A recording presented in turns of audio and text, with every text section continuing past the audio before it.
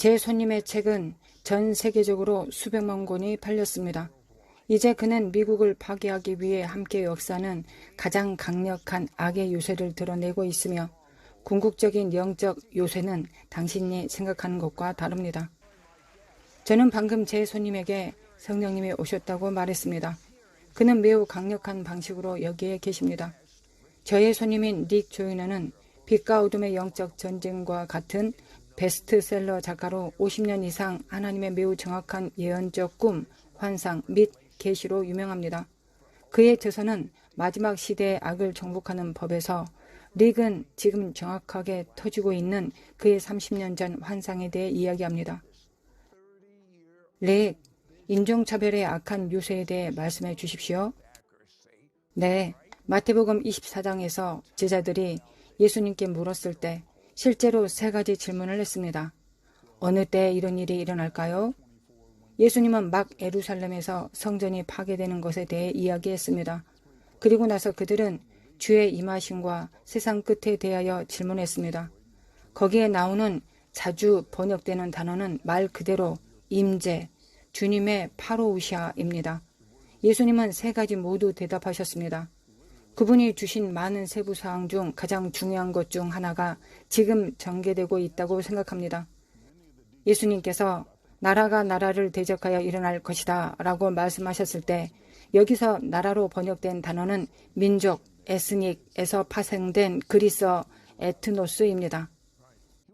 예수님은 서로 싸우는 나라들에 대해 말한 것이 아닙니다. 그분은 민족적 갈등이 종말의 징조 중 하나가 될 것이라고 말씀하셨습니다.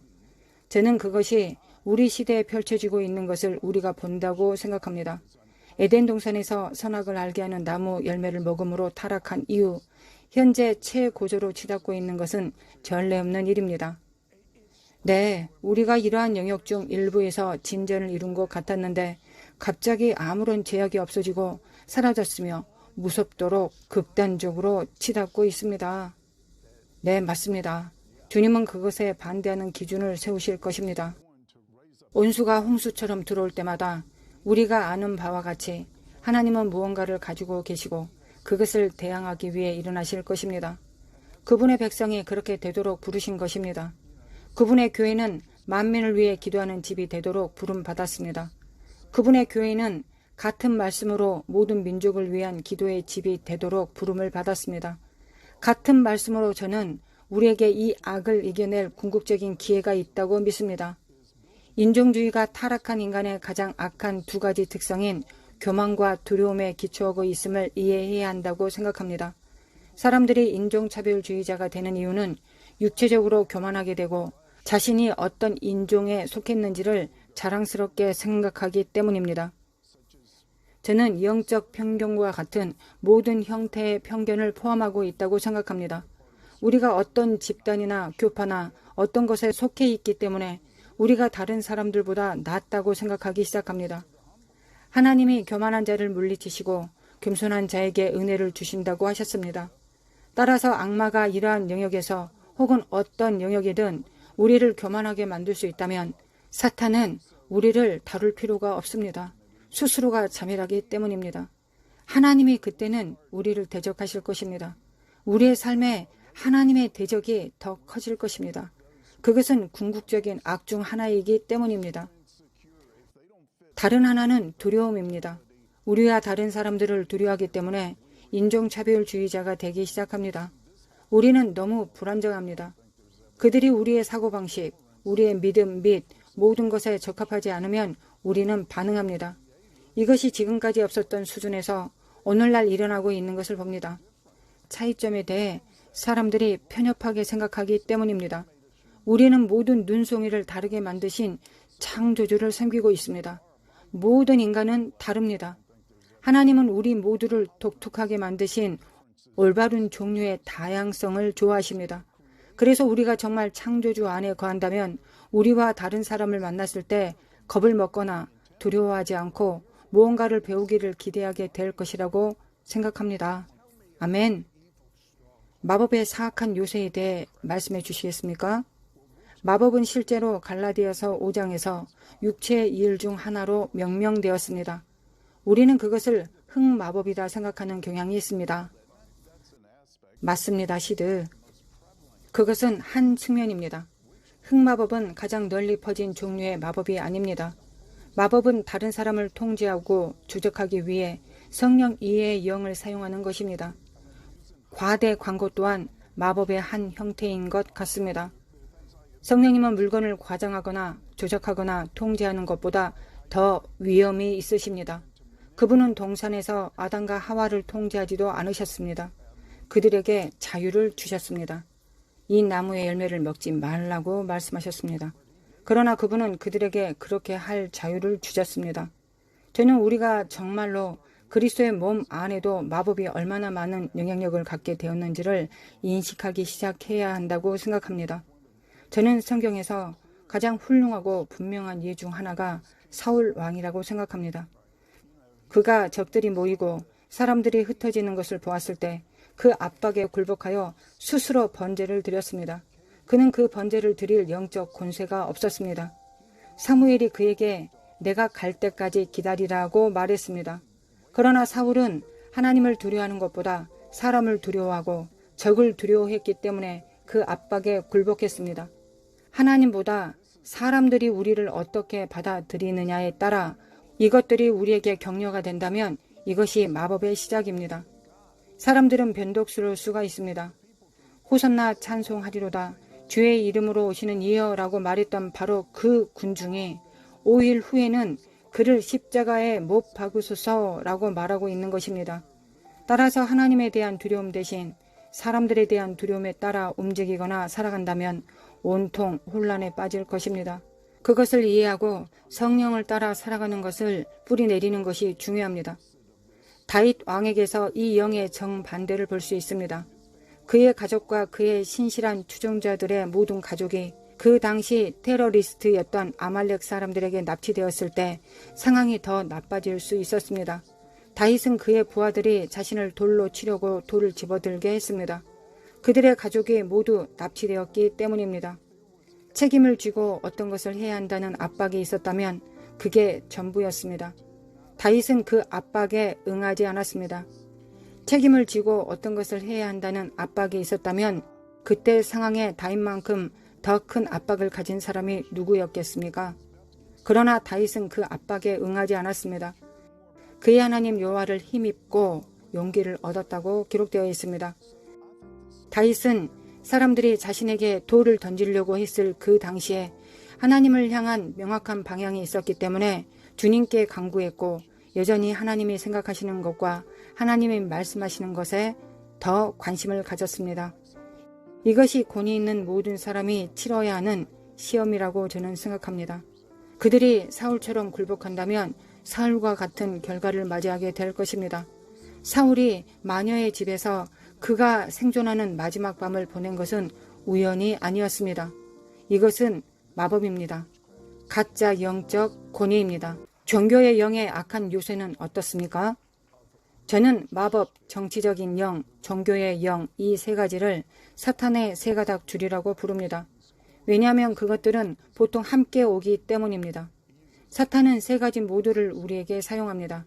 그러나 종교의 영은 근본적으로 예수님이 십자가에서 하신 일이 아니라 우리의 종교적 행위를 바탕으로 하나님과의 관계를 맺도록 하려는 악마의 시도입니다.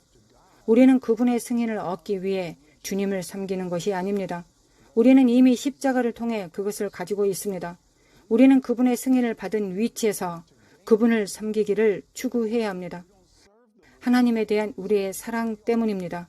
우리의 사역의 동기는 사랑이어야 합니다. 우리는 그분을 기쁘게 해드리고 싶습니다.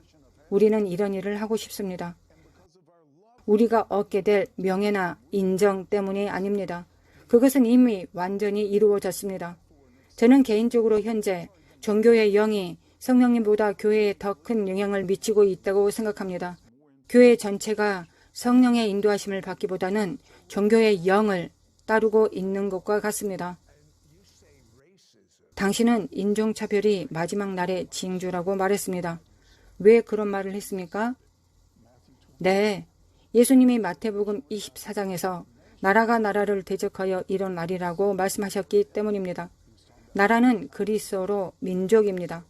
예수님은 민족 갈등에 대해 이야기하고 계셨습니다.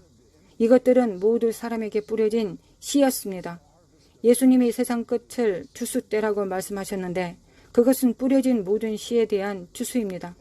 성과 악, 알곡과 가라지 모두 완전한 성숙기에 이르고 있습니다. 그렇기 때문에 우리는 빛과 어둠 사이에 궁극적인 투쟁의 시기에 접어들고 있는 것입니다. 인종차별의 영을 이기는 가장 좋은 방법은 무엇입니까? 먼저 겸손부터 시작해야 합니다. 하나님의 은혜보다 더 귀한 것은 없다는 것을 알아야 한다고 생각합니다. 우리 삶에서 그것보다 더 가치 있는 것이 어디 있겠습니까? 하나님께서 겸손한 자에게 은혜를 베푸신다고 말씀하셨습니다. 우리가 날마다 모든 면에서 자신을 더 크게 보이고 더 나은 모습으로 보이려고 애쓰지 말고 자신을 낮추려 한다면 우리의 삶이 어떻게 바뀌겠습니까? 그러면 하나님께서 우리를 승진시키실 수 있습니다. 그것은 인간의 본성과 정반대입니다. 네, 맞습니다. 성령님은 타락한 인간 본성과 반대입니다. 의심의 여지가 없습니다. 정반대입니다. 우리는 세상의 영이 아닌 다른 영을 가져야 합니다. 예수님께서 누구든지 자기를 높이는 자는 낮아질 것이라고 말씀하셨습니다. 그분은 어떤 사람이라고 말씀하지 않으셨습니다. 누구든지라고 말씀하셨습니다. 누구든지 자기를 낮추는 자는 높아지리라고 말씀하셨습니다. 우리가 할 수 있는 가장 교만한 일 중 하나는 다른 사람을 낮추려고 하는 것이라고 생각합니다. 여러 곳에서 주님은 너 자신을 낮추라고 말씀하십니다. 당신의 목사님을 낮추라, 당신의 이웃을 낮추라고 말하는 곳은 어디에서도 본 적이 없습니다. 우리가 교회를 비판하기 시작하는데 교회는 하나님 자신의 솜씨입니다. 우리가 하고 있는 것은 하나님과 그분이 하시는 일을 비판하고 있는 것과 같습니다. 우리가 교회를 비판할 때 우리가 하나님과 그분이 하시는 일을 비판하는 것과 같습니다. 이것은 교회나 그리스도인들이 가지고 있는 문제를 이해하고 인식하는 것과 다릅니다. 그러나 우리에게 그분의 영이 있다면 판단하고 정죄하는 목적이 아니라 구속의 목적으로 그 일을 하게 될 것입니다. 우리는 또한 그것을 이해할 것입니다. 존 브래드포드가 사람들이 범죄로 인해 처형되는 것을 지켜보면서 하나님의 은혜가 아니었다면 나였을 수도 있다라고 한 말은 단지 진부한 표현이 아닙니다. 하나님의 은혜가 아니었다면 저도 그랬을 것입니다. 저는 하나님의 은혜를 잊어버려서 제가 교만해지기를 원하지 않습니다. 우리는 하나님께서 우리에게 주신 이 모든 놀라운 것들을 취하고 그것을 왜곡하는 것 같습니다. 네, 맞습니다. 시드. 하나님이 우리에게 선물로 주신 모든 것들이 우리의 행위 때문이라고 생각합니다. 그런데 그것은 모두 아들인 예수 그리스도 때문에 온 것입니다. 모든 것이 그분 안에서 요약될 수 있습니다. 닉은 신자들을 약화시키는 궁극적인 인종차별적 장벽을 밝힙니다. 이것을 이기는 것이 시급합니다. 그것을 알게 되면 많은 분들이 충격을 받을 것입니다. 우리가 이겨야 하는 궁극적인 인종장벽은 무엇입니까? 네, 유대인과 이방인입니다. 보십시오. 제가 놀랄 것이라고 말했습니다. 그것에 대해 설명해 주십시오. 네, 인종차별은 실제로 죽음의 영을 강화시킵니다. 모든 형태의 인종차별을 통해 더 많은 죽음이 세상에 들어왔습니다. 대부분의 전쟁은 사실 인종차별적 전쟁입니다. 다른 나라에 대항하는 것, 나라나 국가나 그것에 대항하는 모든 것들은 민족적 갈등을 의미합니다. 사람들은 다르거나 종교와 믿음이 다르기 때문에 서로 싸우고 있습니다. 그러나 우리는 또한 로마서 9장부터 11장에서 볼 수 있듯이 유대인과 이방인이 한 세 사람에게 함께 접붙임 받는 것을 봅니다. 이것이 죽은 자 가운데서 살아나는 것이 아니면 무엇이리요? 라고 기록되어 있습니다. 죽음의 영을 이기는 것입니다. 그래서 저는 주님께서 자신의 목적을 위해 허락하셨다고 믿습니다. 이것을 이겨내야 합니다. 교회가 본래의 이스라엘의 온전한 목적을 이해하지 않고는 그 온전한 목적을 이해할 수 없습니다. 이스라엘은 우리의 목적을 이해하지 않고는 그들의 완전한 목적을 이해할 수 없을 것입니다. 바로 지금 이스라엘과 이방인 사이에는 큰 분열이 있습니다. 마지막에는 우리가 어떻게 해야 서로 완전하게 되는지를 이해하게 될 것이며 그것은 한 세 사람이라고 불리는 것을 낫게 할 것입니다. 저는 그것이 하나님이 의도하신 대로 지구에 나타난 새 창조 인간이라고 믿고 있습니다. 그것은 근본적으로 모든 인종적 장벽을 이길 것이기 때문입니다. 당신은 이방인 교회가 유대인에게 다가오는 부담을 져야 한다고 말했습니다. 물론입니다, 시드. 사실 베드로가 유대인들에게 보내진 것을 봅시다. 바울이 이방인들에게 보내졌습니다. 하나님이 혼동하신 것처럼 보입니다. 네, 저라도 유대인들에게는 최고의 랍비 밑에서 공부한 바울을 선택했을 것입니다. 맞습니다. 그랬다면 유대인은 그를 존중했을 것입니다. 그러나 하나님은 어부를 선택하여 유대인들에게 가도록 하셨습니다. 그들이 완전히 무시할 사람을 선택하셨고 그들이 존경할 사람, 즉 유대인들이 존경할 사람을 이방인에게 보내셨습니다. 이방인들은 바리새인들을 미워했습니다. 그러나 하나님이 하신 일은 두 사람 모두 그들의 소명을 성취하기 위해 전적으로 성령님에 의존하게 하신 것입니다. 유대인들이 베드로를 좋아해서 예수님께 올 사람은 아무도 없었습니다.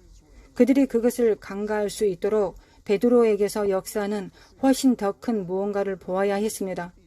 바울에게도 마찬가지였습니다. 바울은 심지어 갈라디아 교인들에게 이렇게 말했습니다. 너를 시험하는 것이 내 육체에 있으되 이것을 너희가 업신여기지도 아니하며 저버리지도 아니하고 오직 나를 하나님의 천사와 같이 또는 그리스도 예수와 같이 영접하였도다. 바울은 자신의 육체가 그가 다가가려고 하는 바로 그 사람들에게 시험이라는 것을 이해했습니다. 그는 성령님이 계셔야만 했습니다. 하나님의 은혜가 있어야 했습니다. 우리는 이 지점에서 하나님께서 우리에게 꼭 보여주시고자 하시는 무언가가 있다고 생각합니다. 제가 알고 있는 어떤 사람이 메시아닉 운동과 회중 가운데 있었다는 것을 알고 있습니다. 저는 그 두 사람에게 물어보았습니다.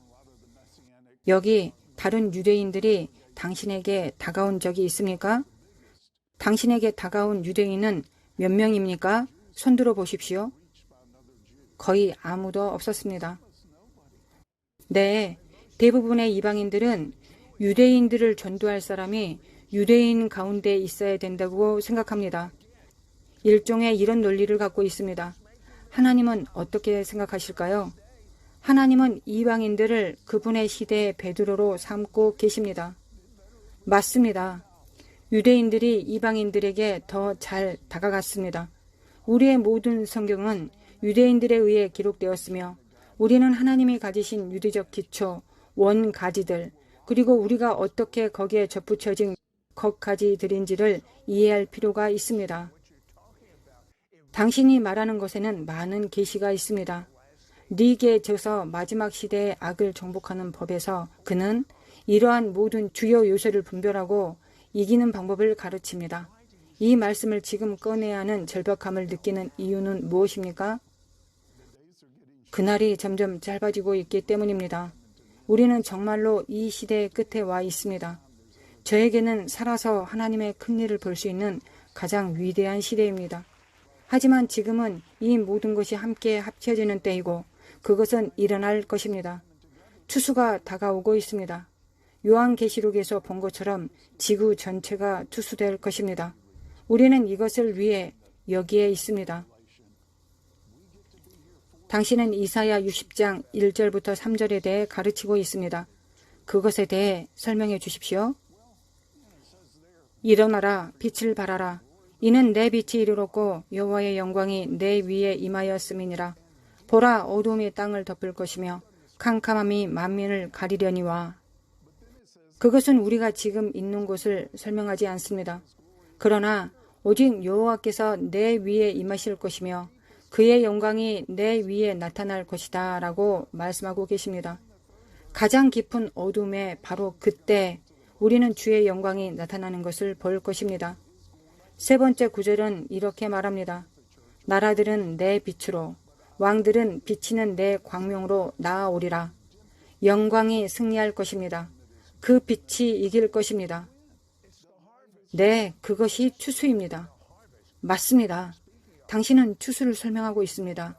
네, 추수에 대해 말하고 싶습니다. 당신은 하나님에 대해 아십니까? 혹은 하나님을 만났습니까? 종교를 가지고 있습니까? 아니면 당신 자신의 경험인 하나님과의 체험적인 관계를 갖고 계십니까? 특별한 사람들에게 말하는 것이 아닙니다. 우리에게는 아주 특별한 분, 예수님이 죽으시고 죽은 자 가운데서 살아나셨습니다. 그분의 이름은 예수님입니다. 예수님은 당신과 진정한 관계를 갖고 싶어 하십니다. 당신의 입으로 크게 말하십시오. 최선을 다해 마음으로 믿으십시오. 사랑하는 하나님, 저의 죄를 용서해 주십시오. 당신의 보혈이 저의 모든 죄를 씻었음을 믿습니다. 이제 깨끗해졌으니 예수님 제 안에 오셔서 사십시오. 당신을 저의 주님과 구세주로 영접합니다. 닉, 카메라를 보고 추수를 위해 기도해 주십시오. 주님, 당신은 우리의 구원을 위해 엄청난 대가를 치르셨습니다. 하나님이 세상을 이처럼 사랑하사 인간뿐만 아니라 온 세상을 사랑하셨지만 당신은 인간에게 지구에 대한 고난과 지구에 대한 책임을 주셨습니다. 주님, 이사야서 60장에서 이사야가 말한 그 큰 영광, 당신의 영광이 당신의 백성들에게 나타날 그 큰 영광이 역사상 그 어느 때보다도 증가하고 있는 이 큰 어둠 속에서 주님께 그 영광을 구합니다. 주님, 바로 지금 당신의 깃발을 높이소서. 왕들은 비치는 내 광명으로 나아오리라는 그 구절에서 우리가 보는 것처럼 결국 승리하는 당신의 빛을 높이소서. 주님, 당신이 인간을 창조하신 것의 가장 위대한 현시가 이 시대에 나타나서 모든 남자, 여자, 어린이, 모든 사람이 당신의 새로운 창조물들을 가리키며 이렇게 말할 수 있기를 요청합니다. 저는 이렇게 부름받았습니다. 이것이 바로 저입니다. 우리가 부름을 받고 창조된 모습대로 될 수 있는 유일한 길인 당신께 우리를 이끌어 주소서. 예수님의 이름으로 기도합니다. 아멘.